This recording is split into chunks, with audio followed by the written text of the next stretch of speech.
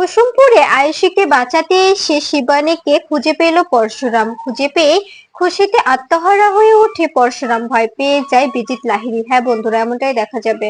বিস্তারিত জানতে ভিডিওটিতে লাইক দিয়ে চ্যানেলটি সাবস্ক্রাইব করে শুরু থেকে শেষ অব্দি দেখতে থাকো।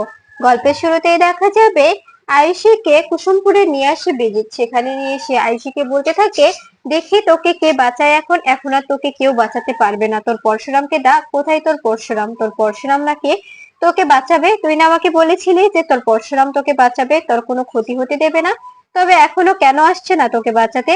বল আসতে, এসে তোকে বাঁচিয়ে দেখাবে। তখন দেখা যায় আয়ুষী বলতে থাকে, অবশ্যই আসবে, অবশ্যই আসবে, আমাকে অবশ্যই জামাইবাবু বাঁচাবে। তোর মতো শয়তানের হাত থেকে জামাইবাবু আমাকে অবশ্যই বাঁচাবে। আমি বিশ্বাস করি জামাইবাবু সময় মতো অবশ্যই আসবে। এরপরে দেখা যায় তখন বিজিত বলতে থাকে, তোর জামাইবাবু কিছুতেই আসবে না। এরপরে কিছু লোকজনের হাতে তুলে দেয় আয়ুষীকে আর বলতে থাকে, ওকে ওকে বউ সাজিয়ে দাও, বিয়ের সাথে সাজিয়ে দাও। ওকে আমি আজকে বিয়ে করে এখানেই পুঁতে দেব, সঙ্গে পরশুরামকে পুঁতবো। এরপরে দেখা যায় লোকগুলো আয়ুষীকে নিয়ে গিয়ে সেই ঘরে রাখে যেখানে শিবানীকে নিয়ে উঠেছিল বিজিত। সেই ঘরটাতে আয়ুষীকে রাখা হয়। সেখানে গিয়ে দেখা যায় আয়ুষীকে মহিলাগুলো সাজাতে যাবে, ঠিক তখনই ঘোমটা পরে একজন মহিলা আসে আর তাদেরকে ইশারা করলে তারা সবাই বাইরে চলে যায়। এরপরে আয়ুষী বলতে থাকে, আপনি কে?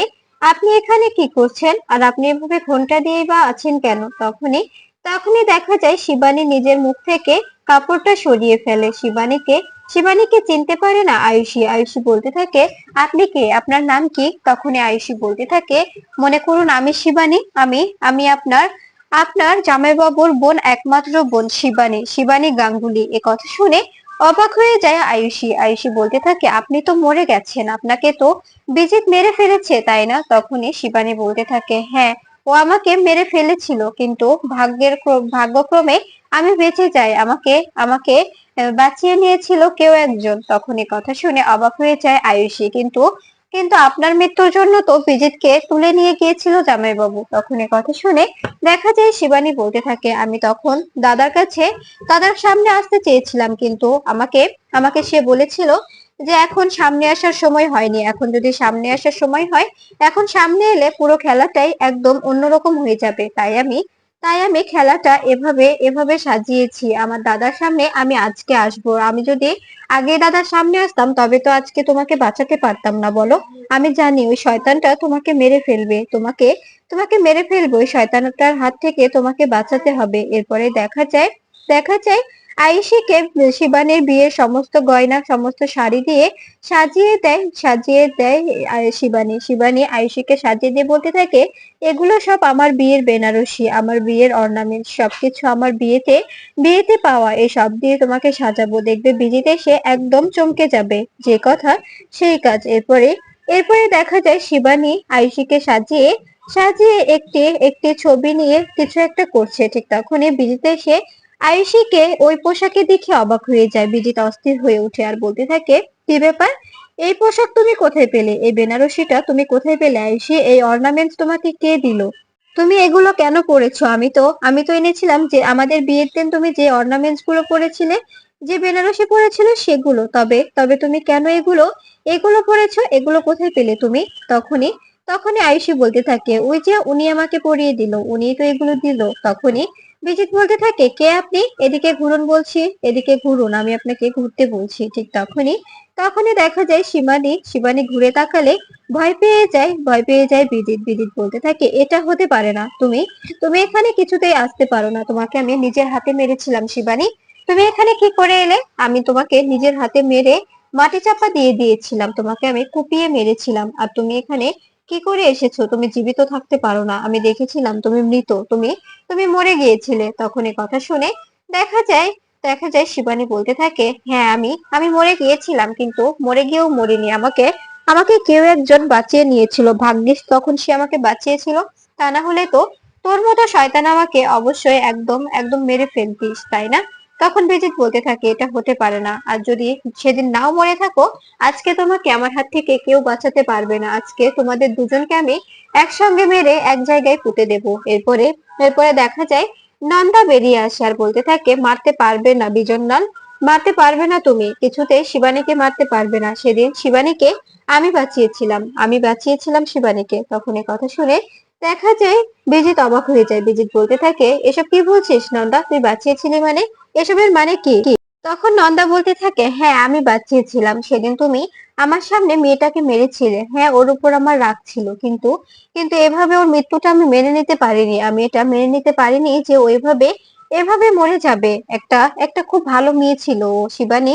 শিবানী অনেক ভালো মেয়ে ছিল। তাই আমি সেদিন ওকে বাঁচাতে বাধ্য হই। ওখান থেকে আমি তুলে নিয়ে ওকে আমি ট্রিটমেন্ট করাই। তারপরে ও প্রাণে বেঁচে যায়। এরপরে ওকে আমি এত বছর হলো আড়ালে রেখেছি, কখনো কারোর সামনে নিয়ে আসিনি। কেউ ওকে খুঁজে পায়নি। কালিন, ভিক্টর, প্রীতিশ ওরাও কখনো বুঝতে পারেনি যে ও বেঁচে আছে। শিবানীকে আমি বাঁচিয়ে রেখেছি। আজকে আজকে তোমার পর্দা ফাঁস করার সময় হয়ে গেছে বিজন্নাল। তুমি অনেকদিন আমাকে ঠকিয়েছো, শিবানীকে ঠকিয়েছো, এখন আবার এই মেয়েটাকেও ঠকাচ্ছো। এই মেয়েটাকে তুমি মেরে ফেলবে, কিছুতেই আমি এটা হতে দেব না। ঠিক তখনই দেখা যায় পরশুরাম এসে দরজার সামনে দাঁড়ায় আর বলতে থাকে, কি ভেবেছিলি তুই এভাবে আমাকে টোপ দিয়ে এখানে ডেকে এনে মেরে ফেলবি? পারবি না। এই পুরো পুরো এলাকাটা এখন আমার আওতায়। পুরো এলাকাটা ঘেরা করে ধরা হয়েছে, তোকে এবার শেষ করে দেওয়া হবে। এরপরে দেখা যায় তখন বিজিত বলতে থাকে, এখান থেকে তুই বেরোতে পারবি না পরশুরাম। এখান থেকে তোরা কেউ বেরোতে পারবি না। আজকে চার চারটা মাটিতে মাটিতে পুঁতে দেওয়া হবে। চারটাকে মাটিতে আমি নিজের হাতে পুঁতে দেব। তখন এ কথা শুনে দেখা যায় দেখা যায় পরশুরাম হাসতে থাকে আর বলতে থাকে, পারবি না। এরপরে দেখা যায় শিবানীকে দেখে অবাক হয়ে যায় পরশুরাম। শিবানীকে দেখে কান্নায় ভেঙে পড়ে আর বলতে থাকে, বোন তুই বেঁচে আছিস?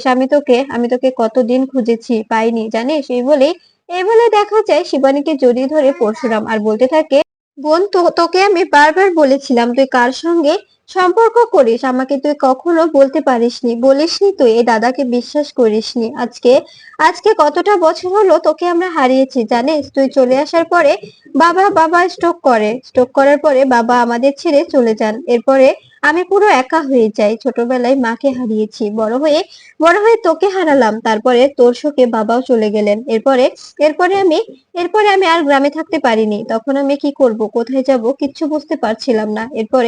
এরপরে আমি শহরে চলে যাই। আমি শহরে গিয়ে সেখানে গিয়ে পড়াশোনা করি, কাজ করি। সেখান থেকে আমি একজন অফিসার হয়েছি। এরপরে আমার তটিনীর সঙ্গে প্রেম হয়, তটিনীর সঙ্গে বিয়ে হয়। তারপরে জানিস আমার ঘরে দুটো ফুটফুটে সন্তান আছে, লাট্টু ও পিকু। শ্রেহান আর তানিশা। ওদের ওদের ওদের সদ্য নাম শ্রেহান ও তানিশা, কিন্তু আমরা ভালোবেসে ওদের ডাকি লাট্টু পিকু। তখন এ কথা শুনে দেখা যায় শিবানী বলতে থাকে, হ্যাঁ আমি শুনেছি তুই এসেছিলিস, আমাকে খুঁজেছিলিস। বিশ্বাস কর দাদা, আমি তখন তোর সামনে আসতে চেয়েছিলাম, কিন্তু নন্দা আমাকে বলেছিল এখনো সময় আসেনি। এখন হয়তো বা আমি যদি সামনে আসি তবে তোর বিপদ আরো বাড়তে পারে, তাই আমি তখন সামনে আসিনি। কিন্তু এবার তো সামনে এসেছি। এবার তোকে আমি সব বিপদ থেকে রক্ষা করব। এবার যা যা প্রয়োজন আমি করব। এই বিজনকে আমি অবশ্যই শাস্তি দেব। ওকে আমি আগেও শাস্তি দিতে চেয়েছিলাম, এখনো তাই চাই। আমি ওকে শাস্তি দেব। ওর অন্যায় কাজ আমি কখনো মেনে নেব না। তখনই আয়ুষী বলতে থাকে, থ্যাংক ইউ শিবানী। তুমি যদি আজকে না থাকতে এই শয়তানটা আমাকে মেরে ফেলতো।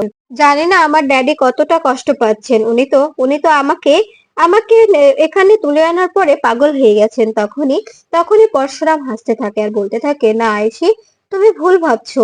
আমি জানি না তুমি কতটুকু চেঞ্জ হয়েছো, কিন্তু তোমার বাবা একটুও বদলায়নি। তোমার সামনে ভালো সেজে উনি ওরকম কান্নাকাটি করছে, কিন্তু এই সবকিছুর পেছনে আসল মাথা হচ্ছে তোমার বাবা সবটাই জানে। উনি সবটাই ইচ্ছাকৃতভাবে করেছে যাতে করে আমাকে বিজিতের হাতে তুলে দিতে পারে। তোমাকে টোপ হিসাবে ব্যবহার করেছে তোমার বাবার কাছে সম্পর্ক কিচ্ছু ম্যাটার করে না। উনি বলেছেন এই বিজনেসে সম্পর্ক কিচ্ছু ম্যাটার করে না। এই বিজনেসে শুধু টাকাই সব। তখন এ কথা শুনে আয়ুষী অবাক হয়ে যায়। আয়ুষী বলতে থাকে, জিজু এসব তুমি কি বলছো? আমি এটা বিশ্বাস করি না। ড্যাডি আমাকে অনেক ভালোবাসে। তখন এ কথা শুনে পরশুরাম বলতে থাকে, সত্যি বলছি আয়ুষী, তুমি যদি বিশ্বাস না হয় তোমাকে আমি প্রমাণও দিতে পারি। তখন আয়ুষী বলতে থাকে, আচ্ছা জামাইবাবু, যদি ড্যাড সত্যি এমন করে তবে আমি তোমাকে কথা দিচ্ছি, আমি নিজের হাতে ড্যাডকে শাস্তি দেব। আমি এবার আর তোমার সঙ্গে বেইমানি করব না। এবার তুই দুবার তুমি আমার জীবন বাঁচিয়েছো। এরপরে আমি তোমাকে আর কখনো কখনো কোনোভাবে তোমাকে আমি সবার সামনে ছোট করব না, সবার সামনে তোমাকে 2 নাম্বার প্রমাণ করব না। এবার আমি তোমাকে অবশ্যই হেল্প করব। তখনই পরশুরাম বলতে থাকে, আসলে কি আয়ুষী, একবার যদি বিশ্বাস ভেঙে যায় না, কখনো বিশ্বাস করা যায় না, কিন্তু আমাদের কাজ হচ্ছে মানুষদের নিরাপত্তা দেওয়া। তখনই আয়ুষী বলতে থাকে, জামাইবাবু একটা কথা বলি। তখনই পরশুরাম বলতে থাকে, হ্যাঁ বলো। তখনই দেখা যায় আয়ুষী বলতে থাকে, জামাইবাবু তুমি তুমি ওর থেকে জানার চেষ্টা করো যে ছোটদি ভাই কি করছে, ছোটদি ভাই এসবের সঙ্গে যুক্ত কি করে। তখন এ কথা শুনে পরশুরাম অবাক হয়ে যায়। পরশুরাম বলতে থাকে, তার মানে তোমার ছোটদি ভাইয়ের কথা কেন বলছো তুমি? তখনই আয়ুষী বলতে থাকে, জানো জাবের বাবু, যখন আমাকে বিজিত তুলে নিয়ে আসছিল, তখন কিন্তু ছোটদি ভাই বিজিতকে হেল্প করেছে। তোমরা ওদেরকে তাড়া করছিলে, তখনই একটা গাড়ি এসেছিল মনে আছে? সেই গাড়িতে বসেছিল ছোটদি ভাই, কিন্তু অন্য পোশাকে, অন্যরকম ভাবে, কিন্তু ওনার কণ্ঠস্বর, চেহারা সবকিছু ছোটদি ভাইয়ের মতোই। আমি বুঝতে পারিনি যে ওটা কে। ছোটদি ভাই কি সত্যি এরকম একটা জঘন্য কাজের সঙ্গে যুক্ত? আমি সত্যি বুঝতে পারিনি। আমি দাদাকে জিজ্ঞেস করেছিলাম, ও আমাকে বলেছে ওনাকে আদার ব্যাপারে জাহাজের খবর রাখতে পারবে না। আর ইভেন্ট ইভেন্ট ও এখানেই আছে। ও বিজিতের সাথে করে আমাকে এখানে এনেছে। ওকে আমি একদম ঘৃণা করছি এখন, কারণ নিজের ভাই হয়ে কখনো যে নিজের বোনকে এভাবে একটা একটা শয়তানের হাতে তুলে দেওয়া যায়, যদি আমি ওকে না দেখতাম তবে কখনোই সেটা বিশ্বাস করতে পারতাম না। ওরা সবাই টাকার লোভে মোহমুক্ত হয়ে উঠেছে, এর সঙ্গে বড়দি ভাই, সবাই সবাই জড়িত। ওরা সবাই এক একটা ক্রিমিনালে পরিণত হয়েছে। জামাইবাবু, তুমি ওদেরকে একটা একটা করে শাস্তি দেবে, তুমি কথা দাও আমাকে। তখনই পরশুরাম বলতে থাকে, হ্যাঁ আয়ুষী, আমি ওদেরকে শাস্তি দেব, অবশ্যই শাস্তি দেব। ওদের যদি সত্যি ওরা সবাই সবাই এরকম কিছু কাজের সঙ্গে যুক্ত থাকে, তবে অবশ্যই ওরা শাস্তি পাবে। আর তটিনীকেও আমি ছাড়বো না। তটিনী যদি সত্যি সত্যি এরকম কোনো কাজ করে থাকে, তবে অবশ্যই ওকে আমরা অবশ্যই অ্যারেস্ট করব। তখনই বিজিত বলতে থাকে, ধরতে পারবে না, তটিনীর ব্যাপারটা অনেক মিস্টেরিয়াস। তটিনী খুব বড় পাকাল মাছ, তটিনীকে ধরা এতটাও সহজ নয়। তটিনীকে তুমি ধরতে পারবে না মিস্টার পরশুরাম, যতই চেষ্টা করো তটিনীকে কিছুতেই ধরতে পারবে না। ও ও ও এক এক সময় এক এক রূপে থাকে, এক এক সময় আমাদের গ্যাং এর লিডার, এক এক সময় তোমার ঘরের গৃহিণী, এক এক সময় মা, আরেক সময় মানে অনেক কিছু। ওর কোনো পরিচয়ের শেষ নেই। তুমি ওর কোন কোন পরিচয়টা খুঁজতে চাও, কোন পরিচয়টা চাও বলো? কোনো পরিচয়ই তুমি খুঁজে পাবে না। সব পরিচয়ে ও নিজেকে পারফেক্ট ভাবে গুছিয়ে তুলেছে। তুমি যতই চেষ্টা করো ওকে কোনোভাবে ধরতে পারবে না। ওকে ধরা এতটাও সহজ নয়। তোমার কর্মবাছিনি যে ওকে ধরবে। তখনই পরশুরাম বলতে থাকে, ও যদি সত্যি অপরাধী হয়ে থাকে, অবশ্যই ধরবো। পরশুরামের কাছে কোনো রকম কোনো কেস পরশুরাম কখনো হারেনি। পরশুরামের ডিকশনারিতে কোনো হেরো কেস নেই। বুঝতে পেরেছো বিজিত লাহিড়ী? এরপরে দেখা যায় বিজিত বলতে থাকে, পারবে না, যতই চেষ্টা করো। এই র্যাকেটটা অনেক দূর ছড়িয়ে আছে, র্যাকেটের মাথা অনেক বড়। এটা ধরা তোমার কাছে একদম একদম সহজ নয়। আমি সব জায়গাতেই আছি। আমি হচ্ছে আন্ডারওয়ার্ল্ডের ডন। আমার সঙ্গে পেরে ওঠা কিছুতেই পারবে না পরশুরাম। তুমি চলো ডালে ডালে, আমি চলি পাতায় পাতায়। তুমি এখানে এসেছো নিজের নিজের জীবন নিয়ে, আর এখান থেকে ফিরতে পারবে না। এখানে ধরবো আমি, কিন্তু তোমাকে শুট করবে তটিনী। তোমার সামনে দাঁড়িয়ে থেকে তোমার অর্ধাঙ্গিনী তোমাকে শুট করে দেবে। এ কথাটা মনে রেখো। আসছে তটিনী ও কাহিনী, দুজনেই আসছে এখানে তোমাকে শুট করতে। এ কথা শুনে অবাক হয়ে যায় পরশুরাম বলতে থাকে, এটা হতে পারে না, তটিনী কিছুতে এরকম একটা কাজ করতে পারে না। তখনই দেখা যায় নন্দা বলতে থাকে, পারবে না, আপনাকে কেউ মারতে পারবে না। আমরা আছি। কি শিবানী, পারবো না আমরা? তখনই শিবানী বলতে থাকে, হ্যাঁ, আমার সামনে আমার দাদাকে কেউ ছুতেও পারবে না, আমার দাদার গায়ে কেউ টাচ করতে পারবে না।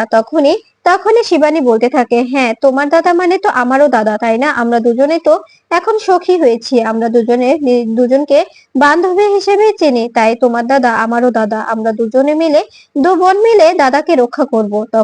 তখন আয়ুষী বলতে থাকে, শুধু তোমরা কেন, আমিও আছি তোমাদের পাশে। আমি নিজেকে যদি জামাইবাবুকে বাঁচাতে সাহায্য করতে পারি, তবে আমি নিজেকে ধন্য মনে করব। এ কথা শুনে দেখা যায় শিবানী বলতে থাকে, যদি তিনটা তিনটা নারী শক্তি জেগে ওঠে, তিনটা নারী শক্তি তিনটা দুর্গার মতো হয়ে দাঁড়ায়, তাই তিনটা নারী শক্তির সঙ্গে পেরে ওঠা তোমাদের মতো হাজার হাজার অসুরেরও কোনো কম্য বাজেনি। বুঝতে পেরেছো তুমি মিস্টার বিজিত লাহিড়ী? এরপরে দেখা যায় তখন আয়ুষীকে বিজিত বলতে থাকে, শোনো আয়ুষী, তোমাকে আমি চেয়েছিলাম বাঁচিয়ে রাখবো, তোমার বাবার সঙ্গে আমার ডিল হয়েছিল যে শুধুমাত্র তোমাকে টোপ হিসাবে ব্যবহার করব, কিন্তু তোমাকে আমি মারবো না, তোমাকে বিয়ে করে তোমাকে নিয়ে আমি দেশের বাইরে চলে যাব, তোমাকে রাজরানী করে রাখবো। কিন্তু তুমি তুমি সেটা বুঝতে পারোনি। তুমি তুমি এবার মরবে, এবার এবার অবশ্যই তোমাকে মরতে হবে। তোমার বাবা আমার কাছে কিছুই নয়, কর্ণ চ্যাটার্জি, তারপরে জিৎ মুখার্জি, সত্যজিৎ মুখার্জি, ওরা আমার কাছে কিছুই নয়।